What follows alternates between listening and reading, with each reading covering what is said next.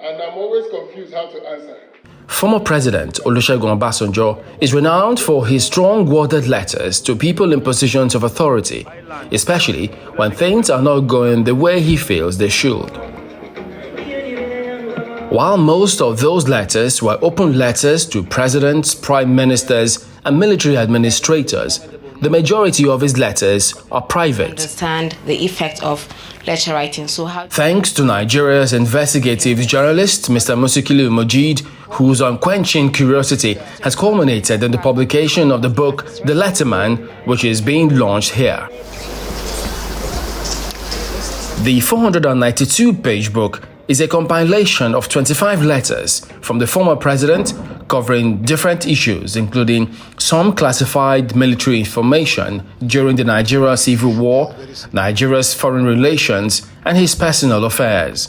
Obasanjo balked with bare knuckles in terms of his communication over things he felt very strongly about. As you will see, there is a stubborn streak in the quality of the letters and even the people that he addresses. And I'm saying to myself as I'm reading these letters, has the military changed? Was the military just some casual classroom in the 60s? Because how could Obasanjo write all these kind of things and get away with them? The author gave some insight into his work.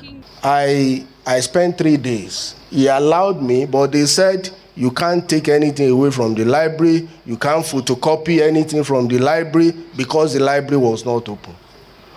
But, another thing was I took copious notes. His findings changed his perception of the former president. I could see through Obasanjo's letter the influence Nigeria wielded, not just in Africa, but around the world. Most African countries, they run to Nigeria for solutions to their problem. And the way even Margaret Thatcher, remember it was, I think the first visit of an American president to Nigeria was during Obasanjo. You could see even though Obasanjo had friendship with Jimmy Carter, you could see how firm and strongly.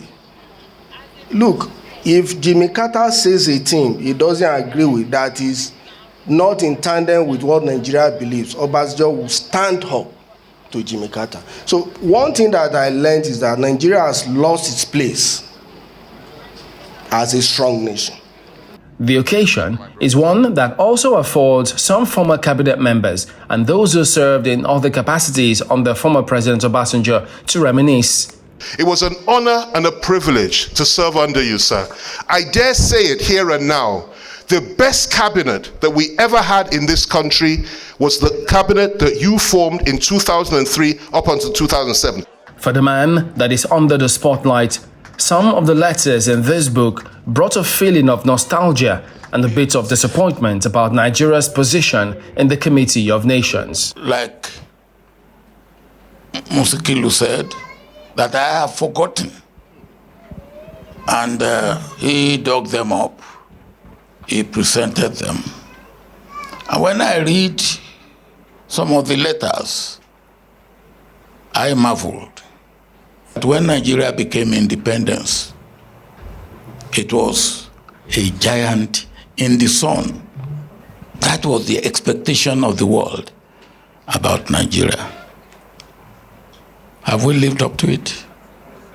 No. As a former military head of state and the two-term elected president of Nigeria, former President Olusegun Obasanjo is a man of many pasts, of whom more books can be written.